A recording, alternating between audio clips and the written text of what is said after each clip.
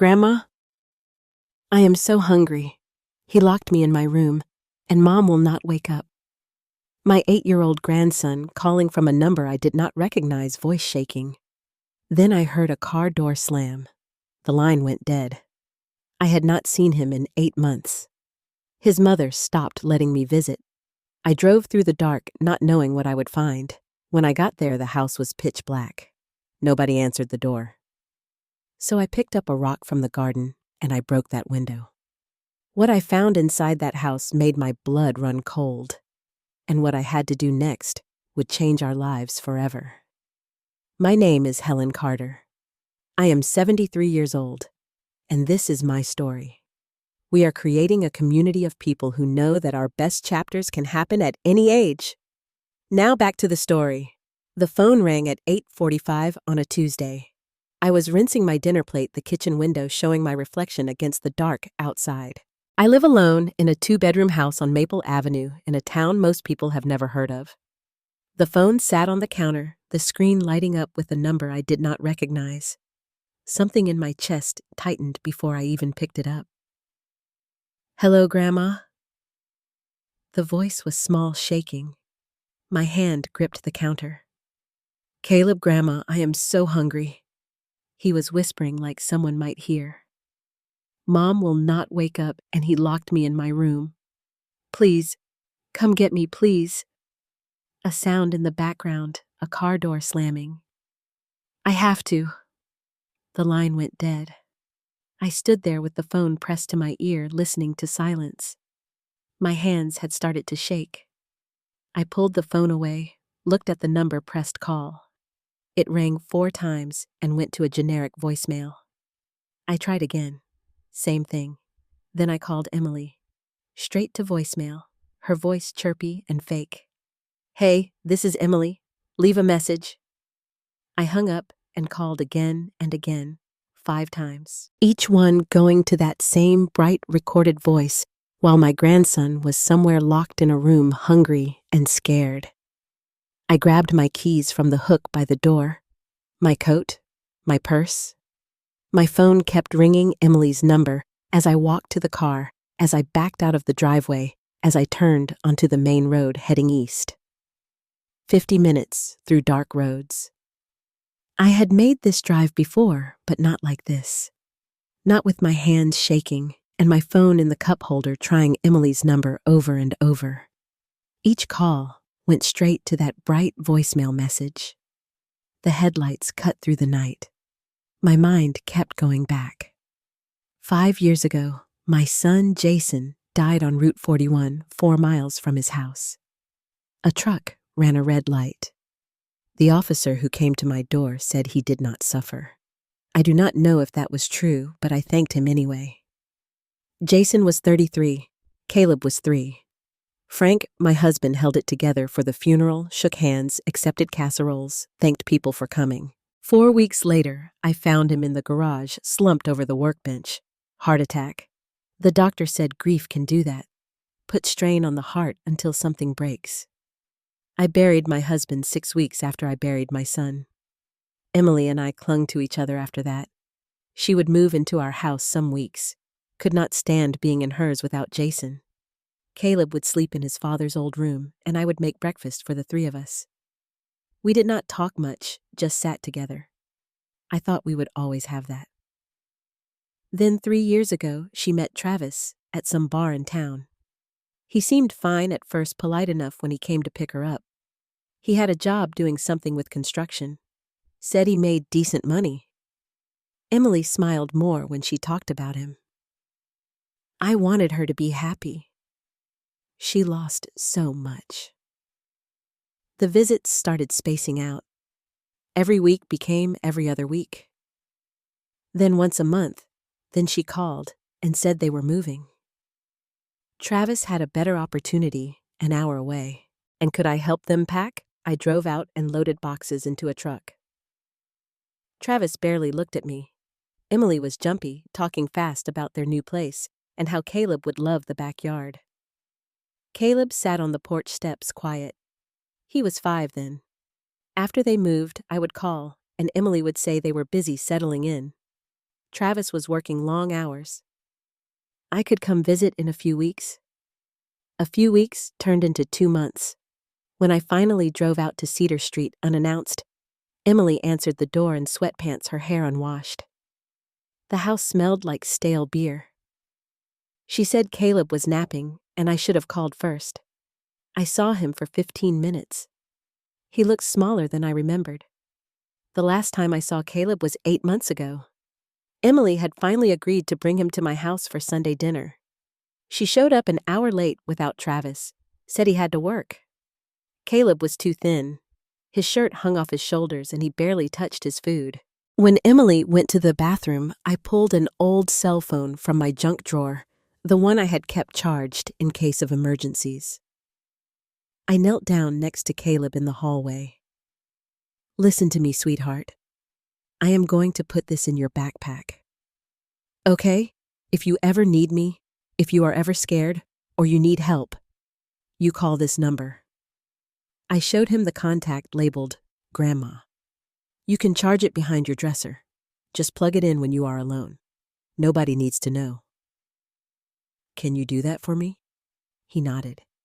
His eyes were wide, and something in them made my stomach hurt. "Do you need help now?" I whispered. He glanced toward the bathroom, shook his head. Emily came back and said they had to go. I hugged Caleb at the door and felt his ribs through his shirt. I called Emily every week after that. Most times, she did not answer. When she did, she said everything was fine. I was worrying too much. Caleb was in school and doing great. I asked when I could visit. She would say soon. Soon. Travis has been stressed, and they needed family time. I stopped calling after a while. I did not know what else to do. Until tonight. The GPS said I was 10 minutes away. My hands ached from gripping the steering wheel. I turned onto Cedar Street and slowed, checking house numbers in the dark. Theirs was at the end, a small rental with peeling paint and a yard full of weeds. One window glowed dim yellow. The rest of the house was dark. I parked on the street and walked up the cracked driveway. The front door had a wreath on it, half the fake flowers missing. I pressed the doorbell, heard it chime inside. Nobody came. I pressed it again, knocked. "Emily, it is Helen. Open the door." Nothing. I walked around to the side of the house, my shoes crunching on gravel. The kitchen window was head-high, curtains open. I could see the sink piled with dishes, a trash bag overflowing on the floor. I went back to the front yard and picked up a decorative rock from the flower bed, smooth and heavy in my hand. Then I walked to the kitchen window and swung. The glass broke with a sound that seemed too loud. Shards fell inside and onto the grass. I used the rock to clear the bottom edge, then grabbed the window frame and pulled myself up. A piece of glass caught my palm, and I felt it slice warm blood running down my wrist, but I did not stop. I got my knee onto the sill and shoved myself through, landing hard on the linoleum floor inside. The smell hit me first, alcohol and old garbage, and something sour I could not place. I stood up, glass crunching under my shoes, and looked around. The living room was worse than the kitchen. Empty beer bottles covered the coffee table. An ashtray overflowing with cigarette butts, fast food wrappers on the floor, dirty plates stacked on the couch. Emily was on that couch, lying on her side, one arm hanging off the edge. She wore stained sweatpants and a t-shirt with something spilled down the front. Her mouth was open. I could smell the alcohol from where I stood. "Emily." My voice came out harder than I meant. "Emily, wake up." She did not move. I stepped closer and shook her shoulder. Her head lulled, but her eyes stayed closed. I put my fingers to her neck and felt a pulse. Slow, but there. Then I heard it. A small sound from upstairs, crying. I moved fast, taking the stairs 2 at a time, blood from my hands smearing on the railing. The hallway was dark. 3 doors, 2 open and 1 closed. The crying came from behind the closed one. There was a lock on the outside, a sliding bolt, the kind you would put on a shed. My hands were shaking so hard I could barely grip it. The blood made it slippery. I wiped my palm on my coat and tried again, sliding the bolt back with a metal scrape that sounded too loud. I pushed the door open. The room was small and bare, a mattress on the floor with a thin blanket, a dresser with the drawers half open. The window had been painted shut, thick white paint sealing the frame. And there on the mattress was Caleb.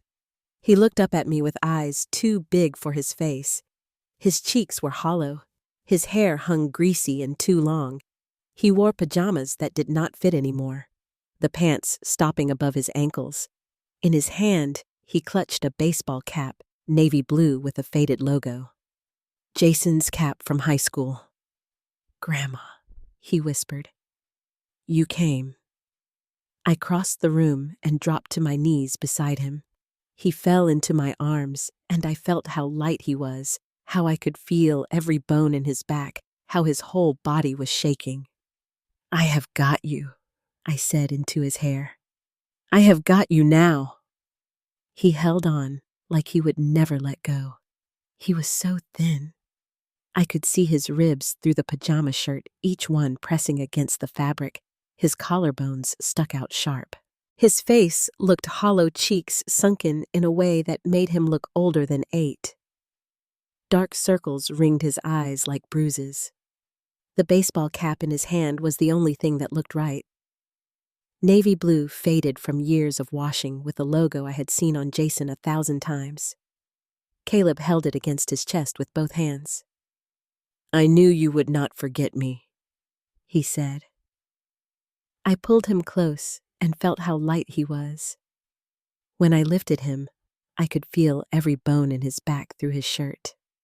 His spine, a ridge under my hand. He wrapped his arms around my neck and held on so tight I could barely breathe. He was shaking. This trembling that would not stop. After a minute, I made myself look around the room. The mattress on the floor had a thin blanket. No sheets, one flat pillow with a stain on the case. In the corner sat a small pile of clothes, a few t-shirts and pants that looked too small for him. Now next to that empty granola bar wrappers scattered on the floor. The window had been painted shut, thick white paint sealing the frame closed. The dresser had 3 drawers, 2 hanging open and mostly empty. Behind it, just visible, a white phone charger cord plugged into the outlet, the one I had told him to use. On the outside of the door, that bolt lock shiny and new against the old wood.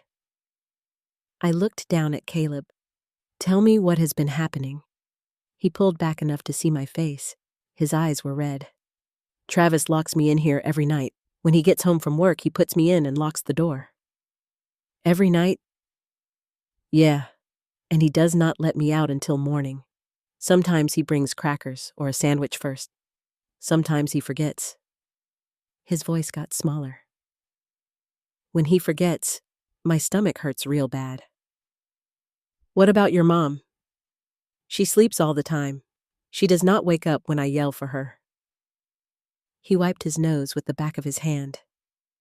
"Travis says she is tired and I need to leave her alone."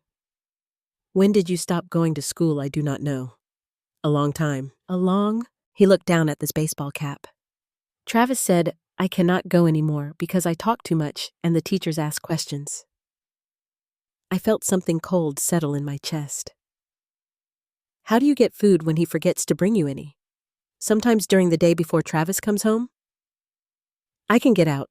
Mom is sleeping, so she does not hear me." His voice dropped to almost nothing.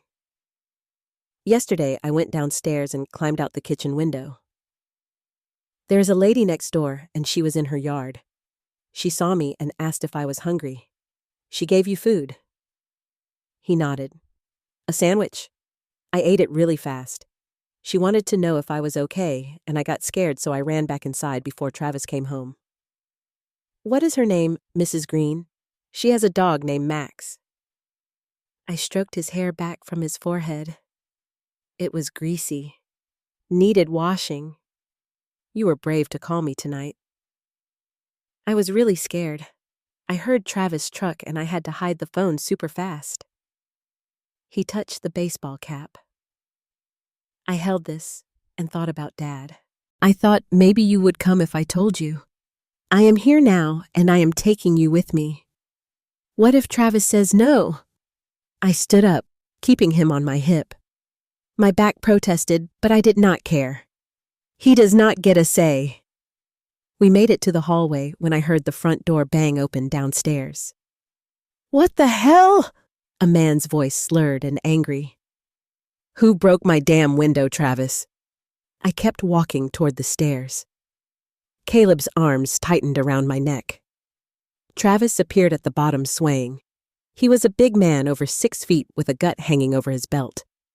His face was red and his eyes unfocused. He looked up and saw us. Helen. He grabbed the railing.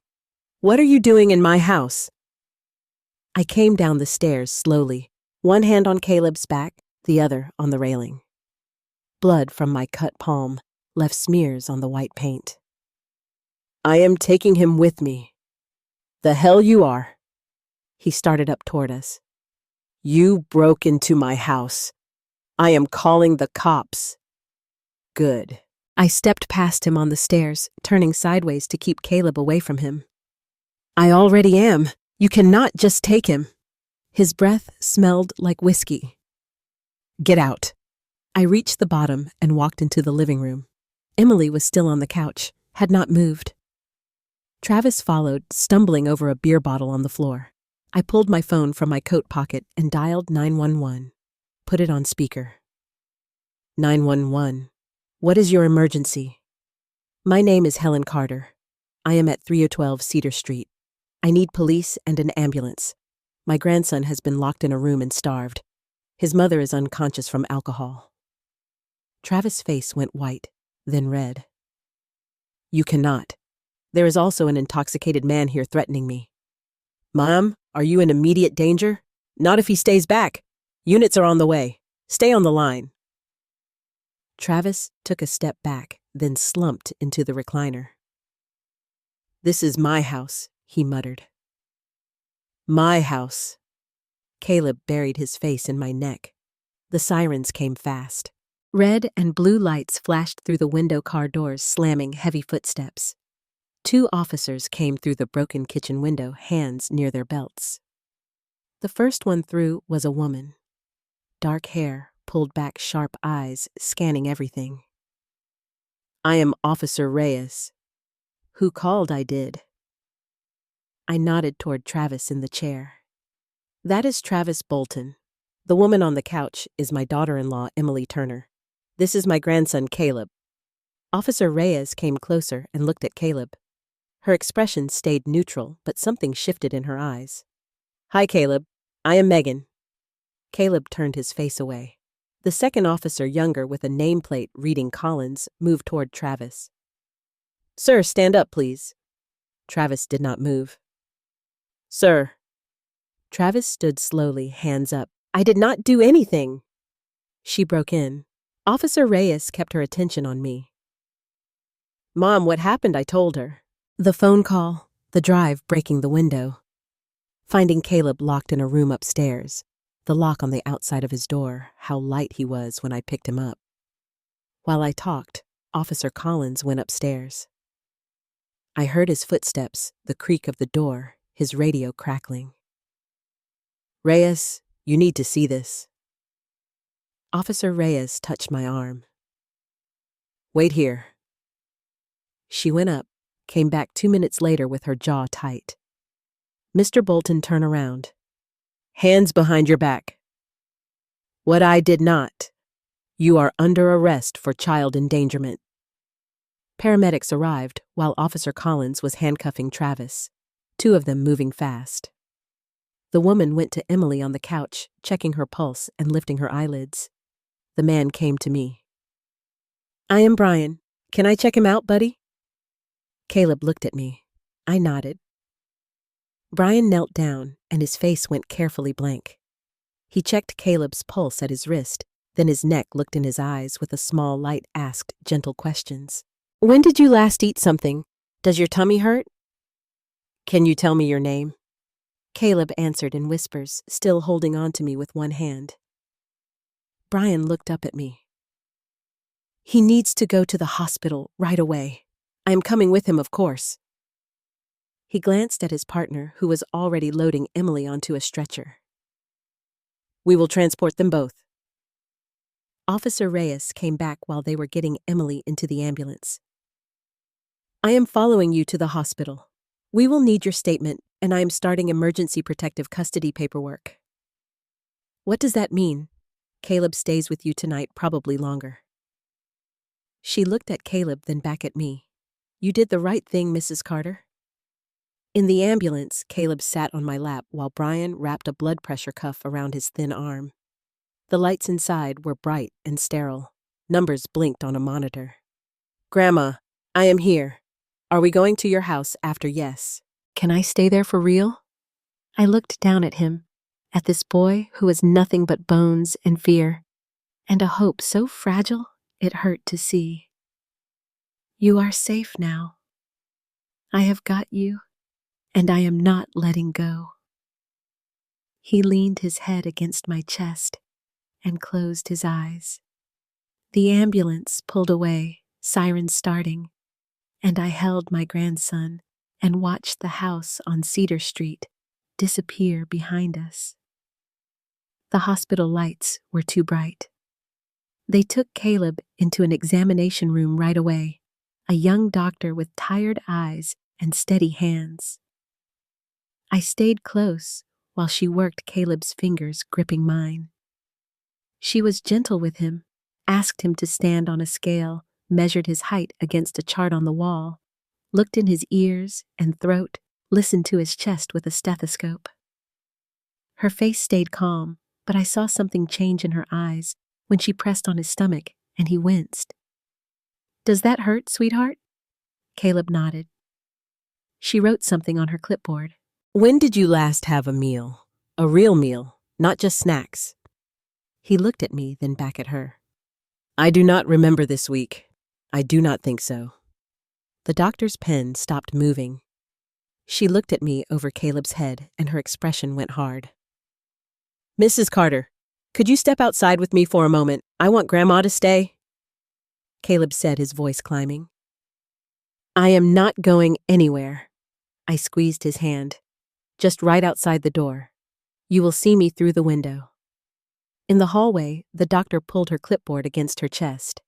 He weighs 41 kilos. A healthy 8-year-old should be between 52 and 57. She flipped a page. He is malnourished, dehydrated, and I found bruises on his arms and back in various stages of healing. This did not happen overnight. I know. How long has this been going on? I do not know exactly. Months, maybe longer. My voice came out flat. I only found out tonight. She looked back through the window at Caleb sitting on the exam table swinging his legs. He will need to stay overnight for IV fluids. We will run more tests in the morning. She met my eyes. I am required to file a report with Child Services. Good. Officer Reyes appeared at the nurse's station an hour later while they were getting Caleb settled in a room. She had papers for me to sign, statements to review. We went through everything in the hallway, her taking notes while I answered questions. When we finished, she closed her notebook. Social worker should be here soon, she said. I will check in tomorrow. Then she was gone. A woman in a gray suit arrived 20 minutes later. She had short brown hair and carried a briefcase that looked like it weighed 20 pounds. Mrs. Carter, I am Laura Bennett, Child Protective Services. She shook my hand. Can we talk? We sat in plastic chairs while Caleb slept in the room behind us, IV line running into his arm. Laura pulled out forms and a pen. She asked questions in a voice that had heard too many bad stories. Where did I find him? What condition was the house in? Had I noticed signs before tonight? Why did I not report sooner? That last one landed like a punch. I tried. I said I called. I asked to visit. They moved and cut me off. I did not know how bad it was. Laura wrote something down. The doctor's report is clear. Combined with the police report and your statement, I am granting emergency temporary custody. Caleb goes home with you when he is discharged. And after there will be a hearing in 3 weeks to make it official temporary custody, then a full hearing in about 9 months for permanent placement. She looked up. You will need a lawyer. I will get one. His mother has rights. She will fight this. Let her.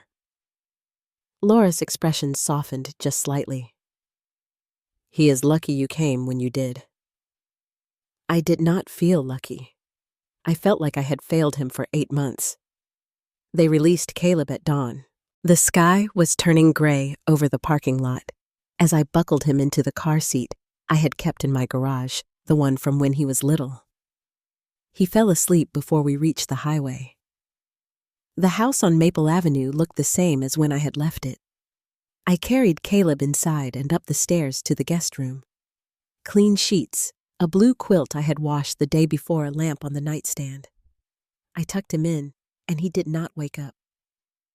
Downstairs, I made coffee and sat at the kitchen table. My hands were shaking. I wrapped them around the mug and watched the sun come up through the window. The cut on my palm from the broken glass had been bandaged at the hospital.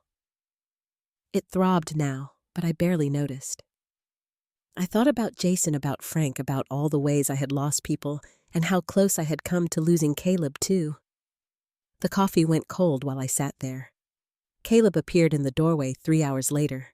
The quilt wrapped around his shoulders, his hair stuck up on one side. He looked around like he was not sure where he was. Hey, I said. You hungry? Where am I? My house. Remember, you are staying here now. He blinked. For real? For real? Come sit down. I will make you breakfast. He climbed into a chair at the table and watched while I scrambled eggs and made toast, poured him a glass of milk. When I set the plate in front of him, he just stared at it. Go ahead, I said. He picked up the fork and took a small bite, then another. He ate slowly, like he was testing whether the food would stay, whether I would take the plate away. Can I really stay here? He asked. Yes, you can. He took another bite, drank some milk. A minute passed. Can I really stay? I sat down across from him. Yes, Caleb. You are staying with me. He nodded and kept eating. Got halfway through the eggs. Grandma? Yeah. Can I really stay? Yes, I said. I promise. He finished his breakfast after that. I called a lawyer that afternoon while Caleb napped upstairs. Susan Blake had an office downtown above a coffee shop. She was in her 50s, with gray streaking through her dark hair and eyes that did not miss anything. She listened while I told her everything, took notes on a yellow legal pad. When I finished, she sat back in her chair. You will need documentation, she said. Medical records from the hospital, police reports, financial records showing misuse of his survivor benefits. He gets survivor benefits from his father's Social Security. Should be going to whoever has custody. She made a note. I will need to subpoena Emily's bank records. If she has been misusing that money, it will help our case. It will take about a week to get them. How much are we talking about? Depends on what your son was earning, but probably over $1,000 a month. She looked up. If they have been spending it on anything other than Caleb's needs, we will have proof of financial exploitation.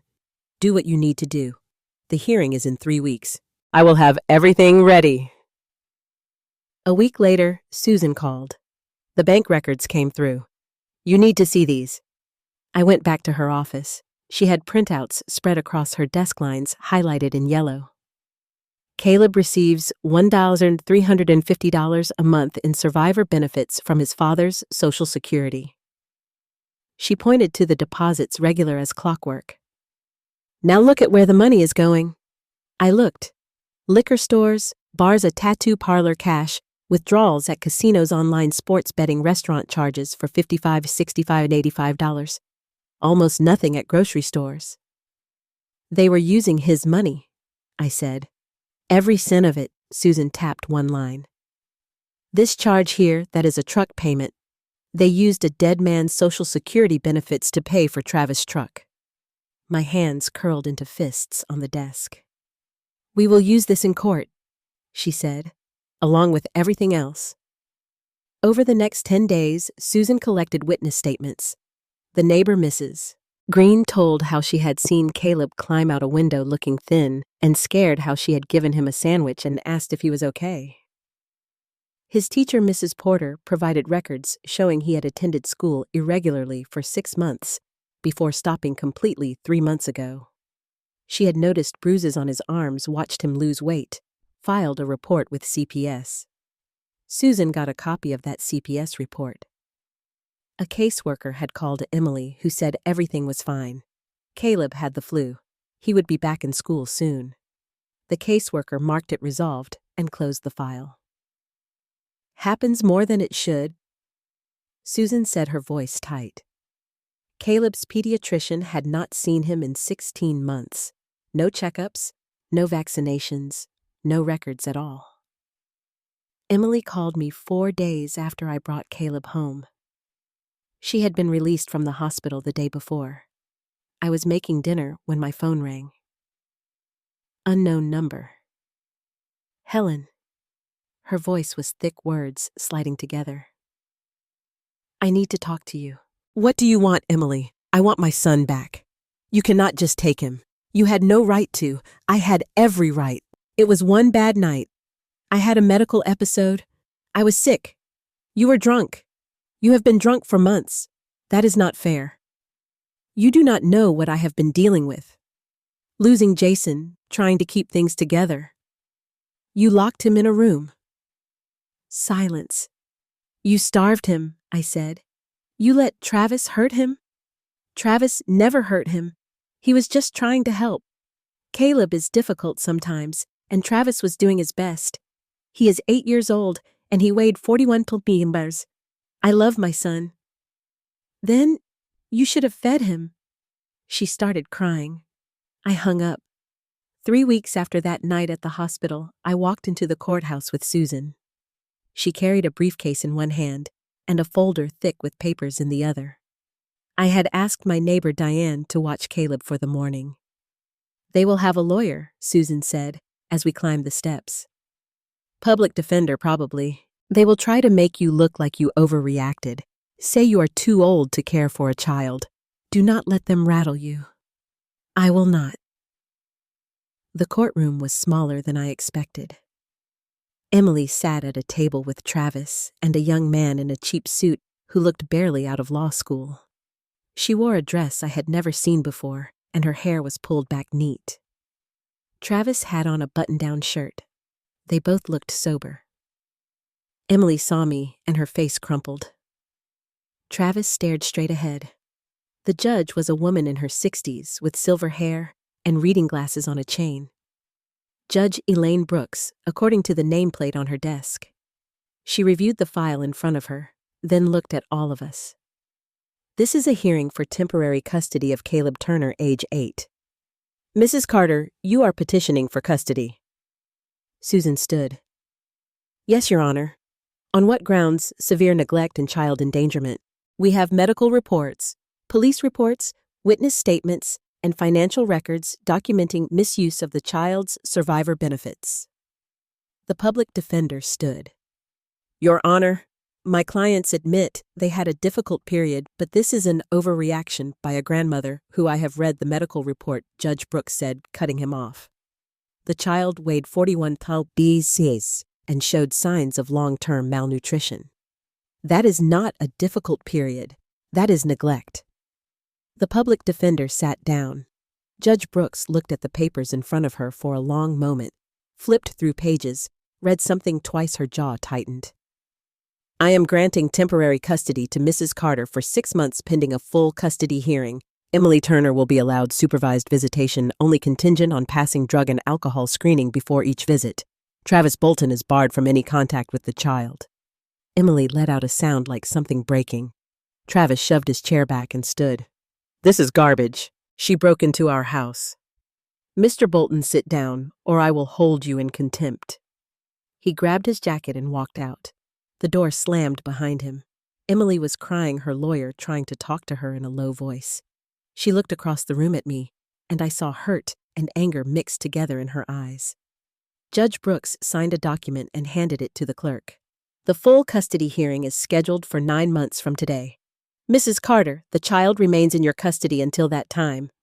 Susan touched my arm. Let us go. Outside on the courthouse steps, I stood in the sun and let myself breathe. You won, Susan said. For now. For now is enough. I drove home to find Caleb and Diane in the kitchen making cookies. He had flour on his nose and was pressing shapes into dough with a cookie cutter. When I walked in, he looked up. What happened? You are staying with me. He put down the cookie cutter. For real for the next 6 months at least, and probably longer. He ran across the room and wrapped his arms around my waist. I held him and felt how much he'd gained back already, how much stronger he felt than a week ago. Small victories. We'd take them where we could get them. 6 months changes a child. Caleb gained weight, first 10 pounds in the first month, another 8 in the second. The doctor measured him every week, made notes on his chart, nodded with something like satisfaction. By month 3, he was up to 59 pounds. Still thin, but not starving. The nightmares took longer. He'd wake up screaming 3-4 times a week at first. I'd go to his room and find him tangled in the sheets calling for me, even though I was right there. I'd sit on the edge of his bed until he fell back asleep, sometimes an hour or more. The therapist said it was normal that trauma doesn't heal on a schedule. By month 5, the nightmares came maybe once a week. School started in September. A small elementary school 5 blocks from my house. Caleb cried the first morning, wouldn't let go of my hand at the classroom door. His teacher, a young woman named Miss Baker, knelt down and asked him about the backpack he was carrying. It had dinosaurs on it. Do you like dinosaurs? She asked. He nodded. Me too. Want to see the dinosaur books we have in our reading corner? He looked at me. I squeezed his hand and let go. By October, he had a friend, a boy named Evan, who lived 3 streets over. They sat together at lunch and played at recess. Evan's mother invited Caleb over one Saturday, and I watched him walk up their driveway, shoulders a little less hunched than before. Small victories. Emily was supposed to visit every Saturday at the supervised visitation center. The court order was clear, 10 Hazuras a.m., 1 hour. Social worker present. Must pass alcohol screening first. The first Saturday she didn't show. The second she showed up drunk. The social worker turned her away and made a note in her file. The third Saturday she came sober and on time. Caleb sat across from her at a small table in a room painted yellow with toys in the corner. She tried to talk to him about school, about what he liked to do now. He gave one-word answers and watched the clock. After a month, he stopped asking if she was coming. You don't have to go if you don't want to. I told him one Friday night. The judge said I have to. The judge said she gets to visit if she shows up sober. You don't have to want it? He looked down at his hands. She's my mom, I know, but it's okay if you don't want to see her. Emily missed the next 3 visits. Caleb didn't ask why. Susan called me in early March, a week before the full custody hearing. They hired a real lawyer, she said. Not a public defender. Someone with an actual practice. How Travis' brother. Apparently, he knows someone who owed him a favor. She paused. They are going to come after your age hard. You need to be ready. I am 73. What am I supposed to say? The truth, Susan said. You are healthy. You are financially stable. You have a support system. Caleb is thriving with you. Her voice got harder. And you did not starve him. I went to my own doctor and got a full physical blood pressure, good cholesterol, fine heart healthy. She wrote a letter stating I was in excellent health for my age with no conditions that would impair my ability to care for a child. Susan requested a home study. A woman from Child Services came out, walked through every room, checked the smoke detectors and the locks on the medicine cabinet. She interviewed Caleb in his room while I waited downstairs. When she left, she said the report would be ready in a week. It came back clean, appropriate living situation, child well cared for, grandmother, capable and attentive. They do not have anything, Susan said when I showed her the report, but they will try anyway. The courthouse was packed the day of the hearing. Susan met me outside with her briefcase and a folder thicker than last time. Caleb's with his therapist in the waiting room, she said. She will stay with him until we are done. I had left him there 10 minutes ago, playing with blocks, while Dr. Raymond sat nearby. He had asked if he had to go into the courtroom. No, I said. You just wait here. I will come get you when it is over. What if they make me go back with Mom? That is not going to happen. He did not look convinced. Inside, Emily sat with Travis and a man in an expensive suit. She had done her hair, put on makeup. Travis wore a tie. They looked like different people. Emily's eyes found mine across the room. I looked away. Judge Elaine Brooks came in, and everyone stood. She took her seat, adjusted her glasses, and opened the file in front of her. This is the full custody hearing for Caleb Turner, age 8. Mrs. Helen Carter is petitioning for permanent custody. She looked at Susan. Counselor. Susan stood. Yes, Your Honor. We are requesting full custody based on continued evidence of neglect and inability of the biological mother to provide safe care. Emily's lawyer stood. Your Honor, my client has made significant strides in addressing her issues. This hearing should consider reunification, not permanent removal. Judge Brooks made a note. We will hear testimony. Mrs. Carter, please take the stand. I walked up and sat in the chair beside her desk, swore to tell the truth. Susan started easy, asked me about Caleb's progress over the past 6 months. I told her about the weight gain, the school, the therapy, about how he slept through the night most nights now, how he laughed sometimes. Then Emily's lawyer stood up for cross-examination. Mrs. Carter, how old are you? 73? And Caleb is almost 9 years old now. Yes, so when he is 18, you will be 82. Can you really care for a teenager at that age? I will be there for him however he needs me. But physically, can you keep up with an active teenage boy? I can keep up with him now. What about when you are 80, 85? Susan stood. Objection, Your Honor. Speculation. I will allow it, Judge Brooks said. Mrs. Carter, you may answer. I looked at Emily's lawyer. I do not know what I will be like at 80, but I know Caleb is safe with me now, and I know what happened to him when he was not. The lawyer moved on, but his point was made. The doctor who had examined Caleb that first night came next. She brought his medical records charts showing his weight over time, photos from the hospital that first night. He weighed 41 pounds when I examined him, she said. For an 8-year-old, that is severely underweight. Dangerous. Judge Brooks looked at the photos, her mouth tightening. In your professional opinion, doctor, how long had this neglect been occurring? Months. At least 6, possibly longer. The malnutrition was severe and prolonged, and his recovery remarkable. He has gained 22 pounds, shows no lasting physical damage, but that required consistent care and proper nutrition, which he is clearly receiving now. Emily took the stand after lunch. She wore a navy dress and kept her hands folded in her lap. When her lawyer asked her to explain what happened, she started crying. It was the worst time of my life, she said. I lost my husband. I was grieving. I made mistakes. Do you love your son more than anything? Yes. What happened the night Mrs. Carter took him, I had been sick.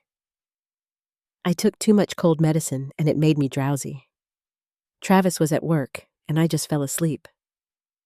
When I woke up, Caleb was gone. Susan stood for cross-examination. Miss Turner, you testified you were sick. Is that why your blood alcohol level was 0? 23. When the paramedics tested you, Emily's face went red. I had been drinking earlier, but .23 is nearly 3 times the legal limit, Susan interrupted. She pulled out a paper. Hospital records show you were treated for alcohol poisoning. I made a mistake that night. What about the lock on the outside of your son's bedroom door? Travis put that there. I did not know. You did not know your son was being locked in his room every night? Emily's lawyer objected. Judge Brooks overruled it. I was asleep, Emily said. Travis handled things at night. How many supervised visitations have you attended in the last 6 months? Emily looked down. I do not know. Several. According to the social worker's report, you attended 4 out of 28 scheduled visits. You missed the rest or showed up intoxicated. Silence. Do you love your son, Ms. Turner? Yes. Then why did you not feed him? Emily started crying again. Her lawyer called for a recess. Travis took the stand after the break. He sat with his arms crossed, jaw tight. Mr. Bolton, what was your role in Caleb's care? I tried to help Emily. The kid was difficult. Did not listen. How did you discipline him? Sent him to his room. Timeouts. Susan stood. You locked him in his room with a bolt on the outside of the door. He needed boundaries. You spent his survivor benefits on alcohol and gambling. That is not, we had expenses. According to bank records, Caleb received $1,350 monthly. Your rent was $900. Where did the rest go? Travis's face went red. We had other bills. Like your truck payment, your bar tabs. Objection, Emily's lawyer said. Overruled. Judge Brooks replied. Susan pulled out more papers. Mr. Bolton, you pled guilty to misdemeanor child neglect 6 months ago. Is that correct? Yeah. You received probation and were ordered to stay away from Caleb, yeah. Then you are violating that order by being here today. Travis shifted in his seat. Judge said I could come for the hearing. No further questions. Judge Brooks took a 15-minute recess. When she came back, the courtroom went silent. I have reviewed all testimony and evidence, she said. I have been on this bench for 30 years. I have seen a lot of cases. This one is clear. She looked at me, then at Emily. Age is not a barrier to custody when the alternative is a child suffering. Caleb Turner has thrived in his grandmother's care. He has gained weight. He is in school. He is in therapy. All reports indicate he is doing well. Emily grabbed her lawyer's arm. Full permanent custody is granted to Helen Carter. Judge Brooks signed a paper. Emily Turner may petition for supervised visitation if she completes a residential treatment program and maintains sobriety for 1 full year. Travis Bolton is permanently barred from contact with the child. She brought down her gavel. Emily made a sound like something breaking. Travis stood and walked out without looking back. I sat very still. Court is adjourned. Susan touched my shoulder. You won. Outside in the hallway, I found Caleb with Dr. Raymond. He looked up when he saw me. What happened? I knelt down in front of him. You are staying with me. For good. Really, really. He threw his arms around my neck and held on. I closed my eyes and held him back. For good. After the custody hearing, life settled into a rhythm. Caleb's 9th birthday came and went during those first months. A small party in the backyard with 6 kids from his class. Evan and his little sister came. There was cake with blue frosting that stained everyone's mouths. Caleb opened presents on the picnic table while the other kids chased each other around the yard, books of soccer ball building blocks. When everyone left, he sat on the porch steps with me. That was a good birthday, he said. Yeah, the best one I remember. Now, a year after the court hearing, he was up to 62 pounds. The nightmares came maybe once a week. Dr. Raymond said he was doing well, that kids are resilient when they have stability. Emily did not come to that birthday party, did not call, did not send a card. The supervised visitation center stopped scheduling appointments for her after she missed 10 in a row. The social worker called to tell me Emily had been banned from the center until she could provide proof of sobriety. "How is she?" I asked. "Not good, Mrs. Carter." I tried calling Emily twice that summer. The first time she answered and started yelling, said I had stolen her son, ruined her life, turned everyone against her. I hung up. The second time a man answered. "Travis, she does not want to talk to you," he said. I did not call again. Instead, I focused on Caleb, on the life we were building. In the evenings after dinner, I would pull out the boxes I had kept from Jason's childhood photo albums, his old baseball card collection in plastic sleeves, the jacket he wore in high school with his name stitched on the back. Caleb would sit next to me on the couch, and I would tell him stories. "Your dad was terrible at math," I said one night, showing him a report card. But he never gave up. He would sit at the same kitchen table for hours working on problems. Was he good at baseball? He was okay. Better at trying hard than being naturally talented. I pulled out a team photo. That is him in the back row. Number 14. Caleb traced his finger over his father's face. "I look like him." "You do. Around the eyes especially." "Do you think he would like me?" My throat got tight. "He would love you. He did love you. The time he had with you." Caleb held the photo for a long time. 8 months after the custody hearing, Susan called. "Emily's in the hospital," she said. "ICU, alcohol poisoning, nearly died." I sat down at the kitchen table. "Is she okay?" "She is alive." "Barely." Susan paused. "She asked the social worker for your number. Wants to talk to you. Travis with her." He did not even visit. I looked at the calendar on the wall. Caleb would be home from school in an hour. "I will think about it." I drove to the hospital the next morning after dropping Caleb at school. The ICU was on the 4th floor, quiet except for the beeping of machines. Emily was in room 408. She looked small in the bed, gray-faced thin, in a way that was not healthy. IV lines in both arms, monitors tracking her heartbeat and breathing. Her eyes were closed. I stood in the doorway, not sure if I should stay or go. She opened her eyes and saw me, started crying immediately. "Helen, you came." I walked in and sat in the chair next to her bed. Did not say anything. "I am sorry," she said, her voice rough, broken. "I am so sorry for everything. I have lost everything. My son, my house, my whole life. You did not lose Caleb. You chose alcohol over him."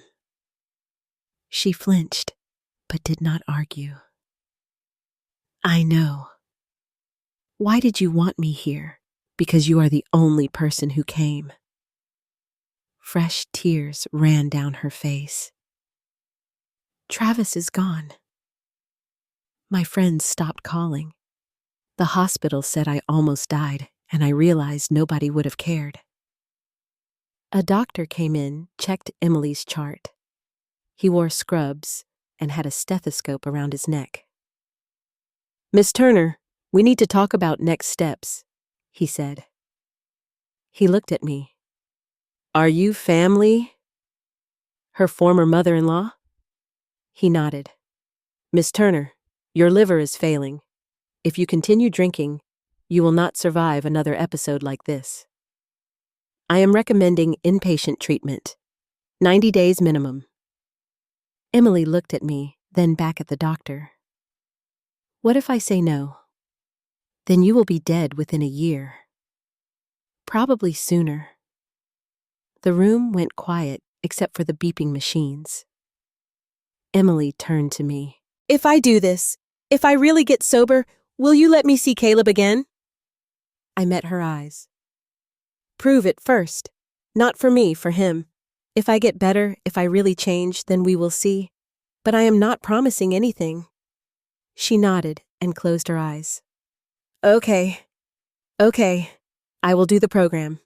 Emily went straight from the hospital to a treatment center 2 hours away. The social worker called me once a week with updates. The first month, Emily was angry, fought with counselors, refused to participate in group therapy, threatened to leave. The second month, something shifted. She started talking in sessions, started writing in a journal they gave her. The social worker said she was finally facing what she had been running from. The third month, she wrote letters to Jason, to Caleb, to herself. The social worker said some people need to write their way through grief. Emily completed the 120-day program, filed for divorce from Travis while she was in treatment. He did not contest it. A week after she got out, a letter came to my house. My name and address written in handwriting I recognized. I opened it at the kitchen table. Dear Helen, I do not expect you to forgive me. I do not know if I can forgive myself, but I need you to know that I understand what I did. I starved my son. I let a man hurt him. I chose alcohol over everything that mattered.